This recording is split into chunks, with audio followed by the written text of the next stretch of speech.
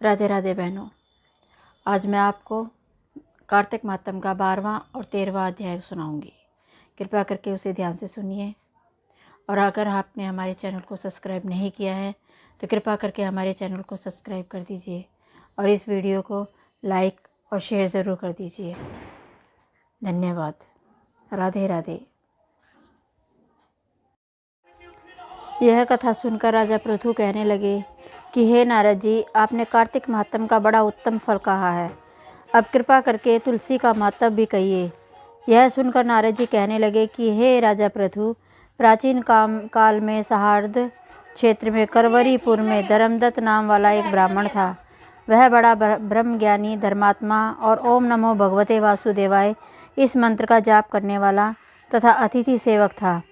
एक दिन वह ब्राह्मण पूजा की सामग्री लेकर एक पहर रात्रि रहने पर भगवान के मंदिर को जा रहा था। इतने में सामने से आती हुई एक भयंकर राक्षसी को देखकर भयभीत धर्मदत्त ने तुलसी मिश्रित जल उस पर फेंक दिया। उस जल के लगते ही उसके सब पाप दूर हो गए। वह हाथ जोड़कर धर्मदत्त के पैरों में गिर पड़ी। तब धर्मदत्त कहने लगा कि तुम कौन हो और किस पाप के कारण तुम्हारी यह दशा हुई, यह मुझसे कहो। वह कहने लगी कि सौराष्ट्र क्षेत्र में भिक्षुक नाम का एक ब्राह्मण था। उसकी मैं पहली पत्नी थी। मैं कलहा मेरा नाम था। मैं ना तो कभी अपने पति से मीठे वचन बोलती थी और ना ही उसको खाने के लिए अच्छे फल व भोजन देती थी। यह देखकर जब मेरे पति ने दूसरे विवाह का निश्चय किया तो क्रोध में आकर मैंने विष खाकर अपना शरीर त्याग दिया। तब यमदूत मुझको बंधक बनाकर यमराज के पास ले गए। उसके बाद यमराज को चित्रगुप्त मेरे अच्छे और बुरे कर्मों को बतलाते हुए बोले कि महाराज, इसने आत्महत्या की है, इसलिए प्रेत योनि में जाए। सो महाराज, मैं 500 वर्ष से इस योनि में फिर रही थी कि भूख और प्यास से दुखी होकर घूमते फिरते अब आप मिल गए तो आपके तुलसी मिश्रित जल से मेरे जब सब पाप नष्ट हो गए। तब धर्मदत्त ने कहा कि तुमको देखकर मैं अति दुखित हुआ हूँ। तीर्थ, व्रत, दान यह कार्य प्रेत योनि में नहीं हो सकते।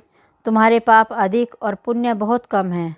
हमने सारी आयु में जितना कार्तिक व्रत किया है उसमें से आधा पुण्य तुमको देते हैं, जिससे तुम उत्तम गति को प्राप्त हो जाओ।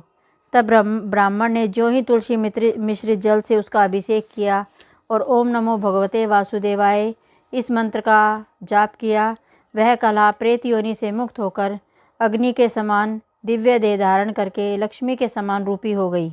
तत्पश्चात उसने ब्राह्मण को नमस्कार किया और बड़ी प्रसन्नतापूर्वक बोली, भगवान, पाप रूपी समुद्र में डूबती हुई मुझको आपने नौका रूपी होकर बचा लिया है। उसी समय भगवान विष्णु के दूत पुण्यशील और सुशील वहां आ गए और उसको विमान में बिठाकर वैकुंठ को ले जाते हुए धर्मदत्त से बोले, हे ब्राह्मण, तुम धन्य हो जो सदैव भगवान की भक्ति में लगे रहते हो। तुम्हारे कार्तिक के आधे पुण्य के प्रताप से ही इसको मुक्ति प्राप्त हुई है। हे विप्र, कालांतर में तुम भी राजा के कुल में उत्पन्न होकर वैकुंठ को प्राप्त होगे। 12वां अध्याय समाप्त। 13वां अध्याय प्रारंभ। राधे राधे। इतनी कथा सुनकर राजा पृथु ने कहा कि हे महाराज, कृपा करके भगवान की पूजा का महत्व कहिए। तब नारद जी कहने लगे कि हे राजा, हम तुमको एक पुराना इतिहास सुनाते हैं। कलिंद पर्वत पर बसे दीर्घपुर नाम के नगर में अति धर्मात्मा, प्रजा को पुत्र के समान पालने वाला सुबाहु नाम का राजा राज्य करता था। उसके धूम्रकेश नाम वाला अति दुष्ट, चोर, जुआरी व स्त्रीगामी तथा व्यभिचारी एक पुत्र था। उसकी यह दशा देखकर उसके पिता राजा सुबाहु ने उसको ताड़ना दी, परंतु वह किसी प्रकार नहीं माना। गेंद खेलते हुए एक दिन उसकी गेंद छोटी रानी के महल में जा गिरी। जब वह गेंद लेने के लिए महल में गया तो रानी उस पर मोहित हो गई और उन दोनों ने कामांध होकर भोग किया। जब राजा को इस बात का पता चला तो उसने कुमार को देश से निकाल दिया। पुत्र होने के कारण उसे प्राण दंड नहीं दिया। अब राजकुमार वन में रहकर प्रतिदिन मांस खाता और रात्रि को वैश्याओं के घर में रहता। इस प्रकार फिरते फिरते वह एक दिन वृंदावन में आ गया। कुछ समय बाद सत्यव्रत नाम वाला एक भगवान विष्णु का भक्त अपना घर बार छोड़कर कार्तिक मास में भगवान का पूजन करता था और वह केवल कंदमूल और फल ही खाता था। वह नित्य भगवान से प्रार्थना करता कि हे भगवान, इस दुखी रूपी समुद्र में डूबते हुए मुझ दीन की रक्षा कीजिए। श्री राधा जी सहित मैं आपको नमस्कार करता हूँ। वह प्रेम में मगन हो रोने भी लग जाता। इसी प्रकार वह नित्य प्रति करता।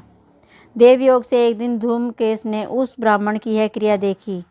जब रात्रि को घर आया तो वहां आकर वैश्या के सामने उसने भी मिट्टी की मूर्ति बनाकर वैसे ही सब नृत्य किया।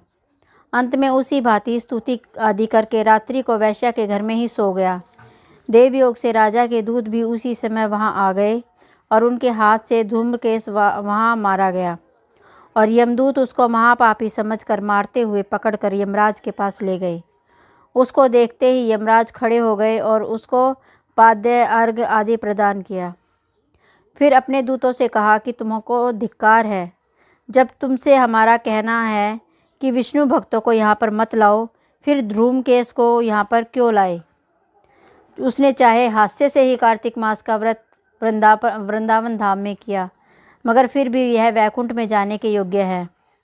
यमराज पुनः धूमकेश से बोले, यद्यपि तुम अपने कर्मानुसार पहले नरक के अधिकारी थे, मगर अब वैकुंठ के अधिकारी हो। कार्तिक मास में की गई भगवान की पूजा व्यर्थ नहीं जा सकती। यहाँ पर भगवान शालिग्राम हैं, वहाँ पर ही गंडकी नदी और सब तीर्थ हैं। तब धूमकेश यमराज से पूछने लगा कि भगवान सब नदियों को छोड़कर गंडकी को कैसे प्राप्त हुए।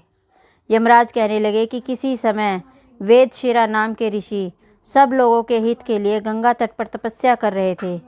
उस रमणीक स्थान में उनके तप से इन्हें अत्यंत भयभीत हुआ और उनकी तपस्या को भंग करने के लिए मंजू घोषा नाम वाली अप्सरा को भेजा। मंजू घोषा वन में क्रीड़ा करती हुई अपने यौवन और रूप का प्रदर्शन करके अनेक हाव भाव दिलाने लगी। उसी समय मंजू घोषा ने मुनि के चरण स्पर्श किए तो ऋषि के रोमांच खड़े हो गए। उस समय मंजू घोषा ने ऋषि को अपने वश में जानकर उनके गले में अपनी भुजाएं डाल दी। तब ऋषि ने क्रोधित होकर श्राप दिया कि तुम मुझे इस संसार सागर में डालने को उद्यत हुई हो, सो तुम नदी बन जाओ।